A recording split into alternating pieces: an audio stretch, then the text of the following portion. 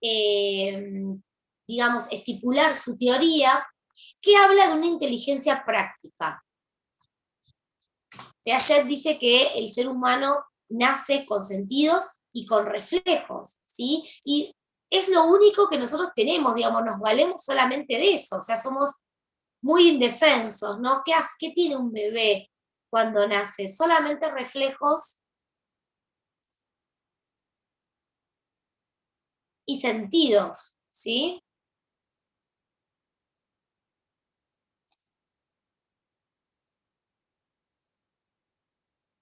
Ahí está, ahí me estoy uniendo. En este caso, entonces, vamos a hablar de diferentes etapas, pero antes tenemos que delimitar los conceptos más importantes de su teoría, ¿sí? Primero, esto que les estaba diciendo yo, cuando los niños nacen tienen una inteligencia sensoriomotora, ¿sí? De hecho, de ahí viene el primer... Ahí me veo. Desactivo audio. Ahí está. Ahí me escuchan por el celular, ¿no? Bien. Ahora comparto pantalla.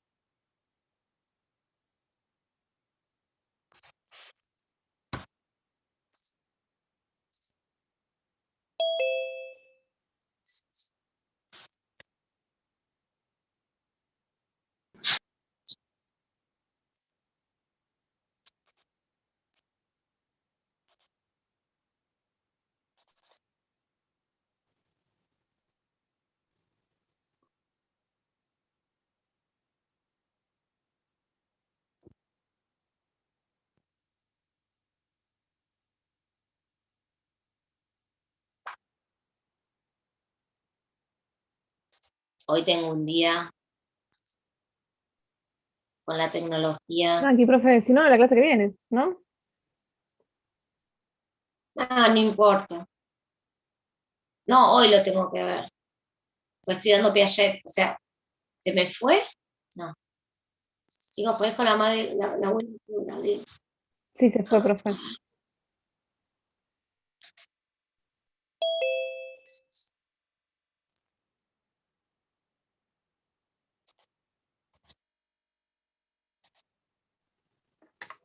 Profe, ¿Qué? ¿tiene alguna idea de la editorial y el nombre del libro de Freud? Ahí está. Sí, mira, lo tengo acá.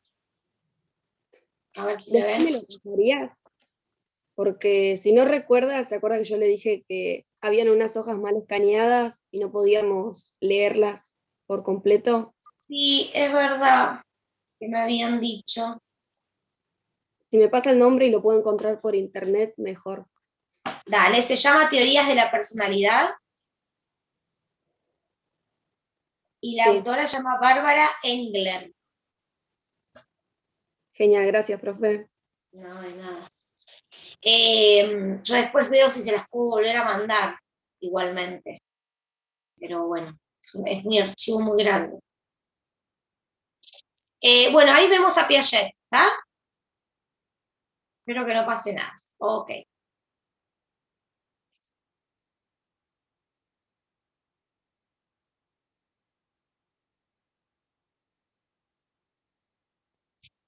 Bueno, es parte de su biografía, más o menos ya les dije cuándo nació, cuándo murió, a qué se dedicaba, ¿sí? Y que se basó específicamente en el crecimiento de sus hijos, para hacer una teoría, como yo les decía recién, de una inteligencia sensoriomotriz, ¿sí? Mientras nosotros vimos que Freud nos habla de el desarrollo psicosexual, Piaget nos va a hablar del desarrollo cognitivo, es decir, son dos cosas distintas, les digo porque es muy común, como lo vemos juntos, que se confundan a Piaget con Freud, y nada que ver, ¿no? Es decir, uno abarca el desarrollo humano desde lo inconsciente, lo psicológico, y el otro lo abarca desde la inteligencia práctica, desde un desarrollo, digamos, de la mente que se va haciendo cada vez más complejo, ¿sí? Cuando nosotros hablamos de desarrollo cognitivo, hablamos de todo lo que nos permite, todas aquellas capacidades que nos permiten aprender. Hablamos de la inteligencia, hablamos del pensamiento, hablamos del lenguaje, hablamos de la memoria, de la percepción, de la atención, es decir, todo aquello que me permite a mí reconocer el mundo, interactuar en él, son los llamados aspectos cognitivos, ¿sí? Esto por un lado. Por otro lado, él lo que va a hacer es dividir cada uno de, digamos, las adquisiciones, ¿sí? Desde un nivel de mayor complejidad, desde menor hasta mayor complejidad, ¿sí? Para él, el organismo humano tiene una organización interna característica, y esto es un poco lo que le decía hace un ratito. Como él era biólogo, ¿no? Sostenía que todos, como especie, tenemos un sistema ordenado, ¿no? Y ciertas características que van a ir, digamos, desarrollándose a edades diferentes, ¿sí? En función de ello, aparece la estructura cognitiva, que están separadas, como yo les decía, en 4 grandes etapas, ¿sí? Cada una de esas etapas nos va a representar una forma diferente de conocer y de interpretar el mundo, ¿sí? Y esta parte que dice que un niño ingresa a una etapa y luego no regresa a una anterior, tiene que ver con que las capacidades cognitivas son inclusoras. Digamos, no es que yo voy perdiendo capacidades, ¿no? Es decir, o voy perdiendo características de una etapa anterior, sino que esas mismas características se van complejizando, lo cual hace que yo, una vez que aprendo determinada función, no vuelvo para atrás, pero son inclusoras. Espérenme un minuto, me están tocando timbre.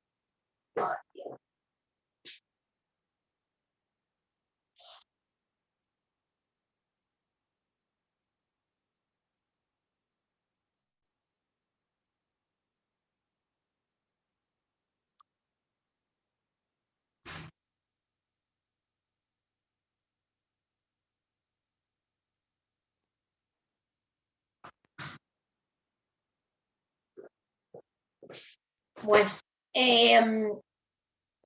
entonces les decía que lo que uno va, el desarrollo que uno va realizando a lo largo de la vida se va complejizando, no se va perdiendo. De ahí que nosotros digamos que son inclusoras, ¿sí?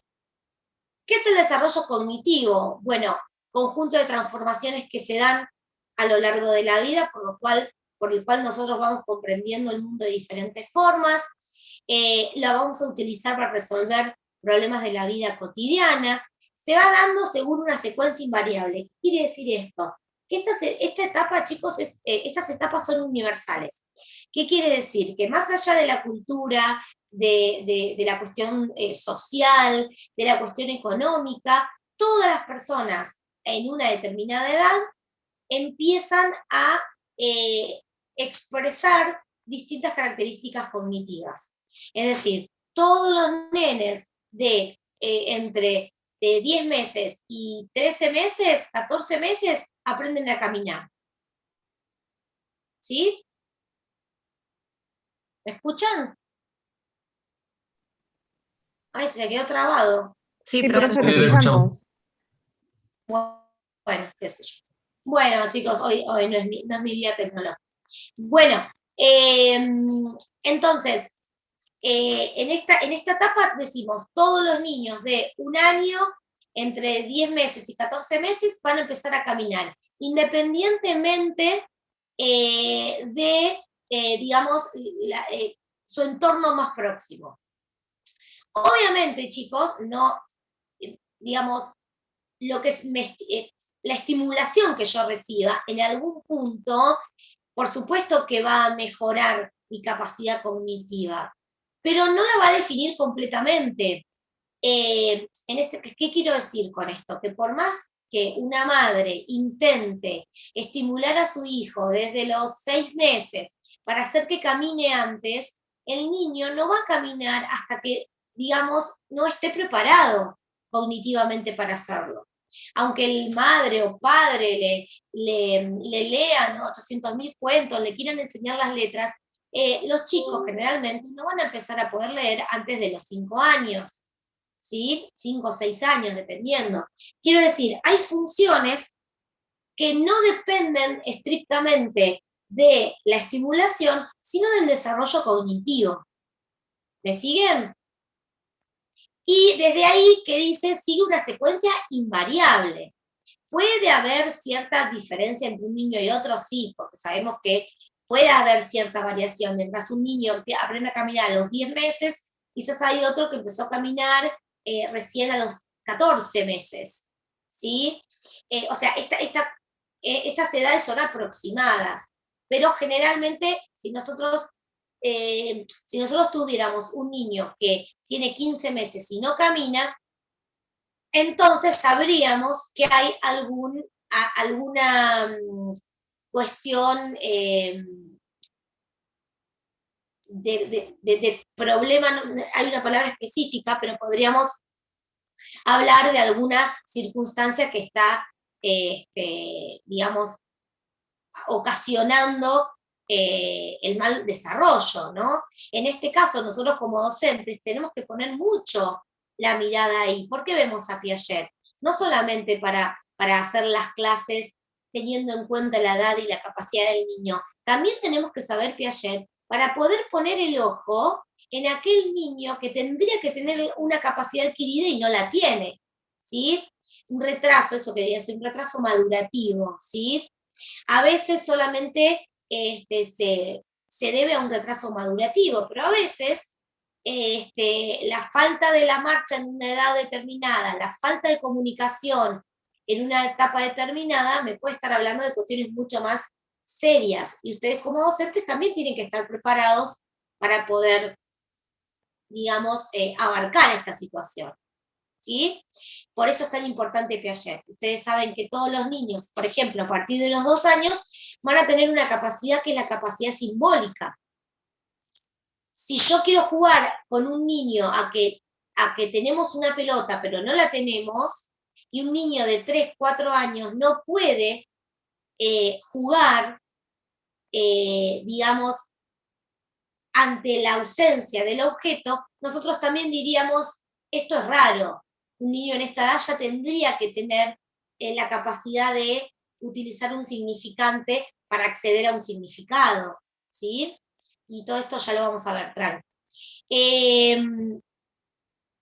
Un concepto muy importante de la teoría de Piaget es el concepto de esquema. Creo que lo vimos en didáctica, ¿puede ser? Para no repetir, digo. No sé si se los di. Bueno, ustedes cualquier cosa me dicen, sí, lo vimos. Sí. ¿Puede ser que Piaget decía que el error es la motivación al desarrollo cognitivo? Como decía que... Bien, sí. En realidad, él decía que el conflicto cognitivo, ¿no? Lleva al alumno o al niño a tener como toda esta motivación de aprender. Y el ensayo-error, ¿no? Que es un poco lo que estás diciendo vos, claramente incide de manera directa en el aprendizaje. El ensayo-error, solamente porque lo intentamos, nos equivocamos y lo volvemos a intentar, quizás utilizando otras estrategias, es porque aprendemos, ¿sí? Lo que me quedó mucho de Piaget es que dice que el niño conoce como el científico hace ciencia.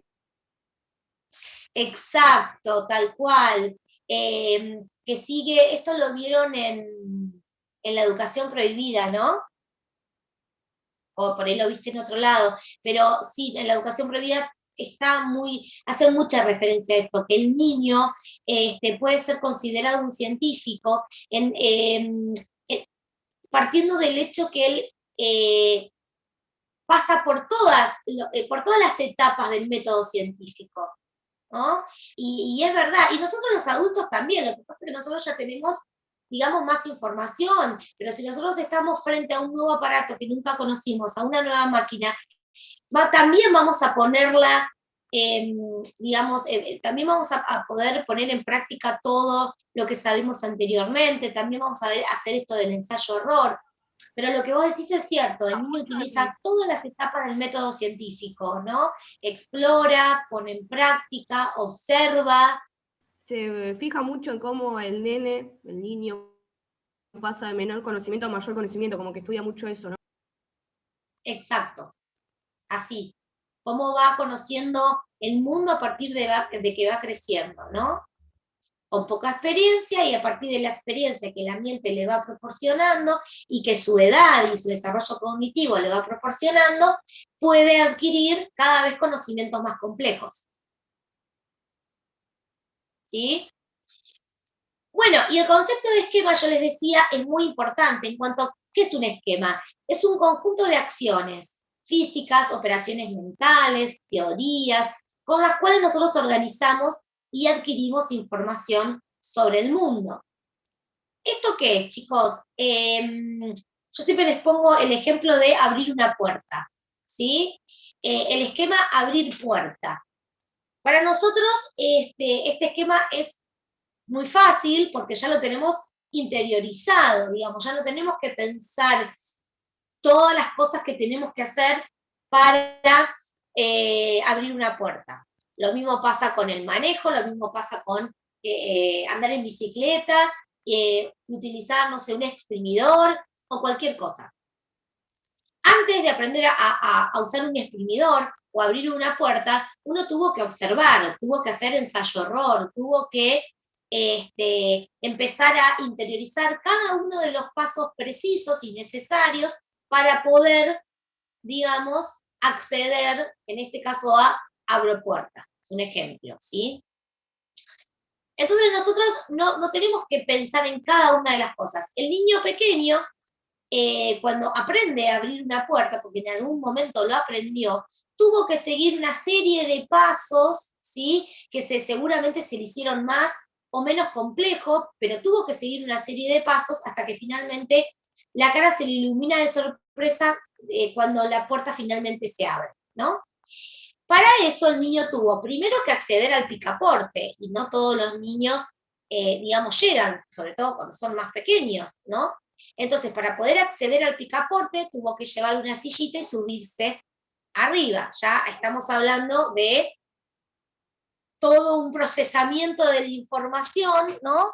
Que se puso en práctica, ¿sí? Una vez que llegó al picaporte, tiene que agarrar la mano, agarrar la manija con la mano, cerrar la manito, tirar para abajo, o sea, empujar hacia abajo y luego tirar. Son toda una serie de prácticas que el niño les va a llevar un tiempo bastante considerable. Va a empezar a tirar, no va a poder. Un día de casualidad va a darse cuenta que la palanquita se mueve, entonces va a ver para qué lado. Y después encima tiene que tirar y se le va a chocar la puerta con la sillita que se había puesto para poder subir y agarrar el picaporte. Es decir, toda una serie de contrapuntos que el niño va a tener que ir superando hasta que un día por fin la puerta se le abrió, ¿sí? ¿Qué pasa, digamos, si un día se encuentra con una puerta que en vez de abrirse jalando, se abre empujando? Va a ir a su cabecita a buscar el esquema que está dentro de una estructura, ¿sí? Que ya vamos a ver, también es un concepto importante el concepto de estructura, pero piénsenlo como si fuera una gran biblioteca con estantes donde uno va guardando los esquemas.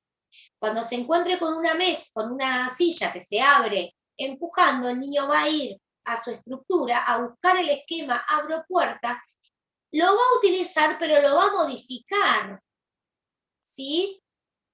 Entonces, dice el puntito 3, pueden complejizarse e integrarse para dar lugar a nuevas conductas más complejas. Y es esto que yo les estoy diciendo. Ese mismo esquema se va a utilizar cuando el esquema haya cambiado, es decir, cuando la puerta se abra para otro lado. Ese mismo esquema lo voy a utilizar para abrir la puerta de la heladera, para abrir la puerta del horno, con o de una alacena, obviamente con sus respectivas características, ¿no? De ahí entonces que nosotros decimos que los esquemas se pueden ir, digamos, complejizando, porque son flexibles y porque a medida que tengamos más experiencia del mundo, cada vez van a ser más complejos, ¿sí?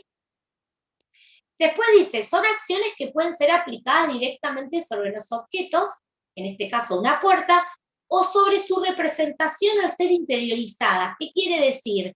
Que si yo ya tengo interiorizado el esquema, abro puerta, ahora cuando esté jugando, por ejemplo, con mi hermanito, voy a hacer como que abro una puerta. Bueno, ¿sabes qué? Me fui. Hacen el movimiento de que abren la puerta y salen. Para hacer ese movimiento, el niño tiene que tener interiorizado cómo es que se abre una puerta. Para poder hacer como que la está abriendo sin puerta, está simbolizando la puerta, o sea, está trabajando a partir de la representación que él tiene, porque ya está interiorizado. ¿Se entiende? Es decir, cuando tiene los esquemas, que se van, o sea, el niño va teniendo sus primeros esquemas desde muy pequeñito, ¿sí? Pero hay una cosa que enmarca mucho la utilización de los esquemas, que es el objeto permanente, que ahora lo vamos a ver. No creo que lo lleguemos a ver hoy, pero ya lo vamos a ver. Entonces, en este punto, repito, el esquema se va a ir complejizando a medida que el niño vaya creciendo. Y se van a ir organizando en estructuras cada vez más complejas. O sea, que cada uno de los estadios evolutivos, o cada una de las etapas cognitivas, que es lo mismo que vamos a ver, representa una forma distinta de organizar el mundo y de complejizar esos esquemas de acción. ¿Se entiende? Si se corta, chicos, vamos a volver a meternos un cachito, porque con todo este lío nos atrasamos un poco. Así que recuperaremos unos minutitos, vuélvanse a conectar.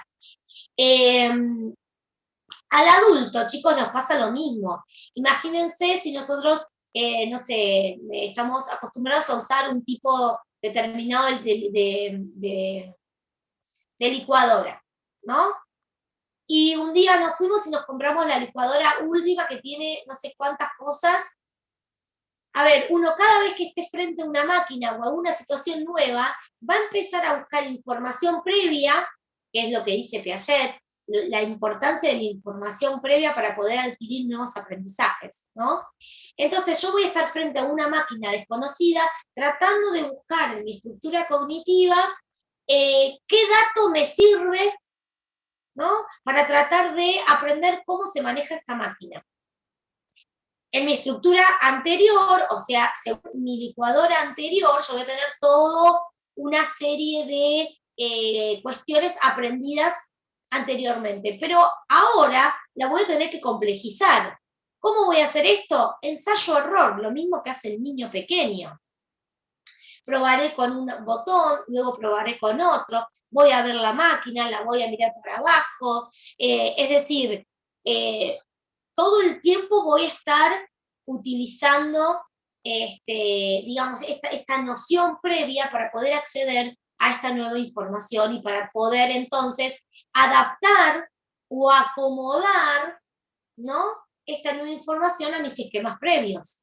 Esto es asimilación y acomodación, también que lo vimos desde didáctica. ¿Sí? ¿Me siguen más o menos? Sí, profe, ahí se va a cortar.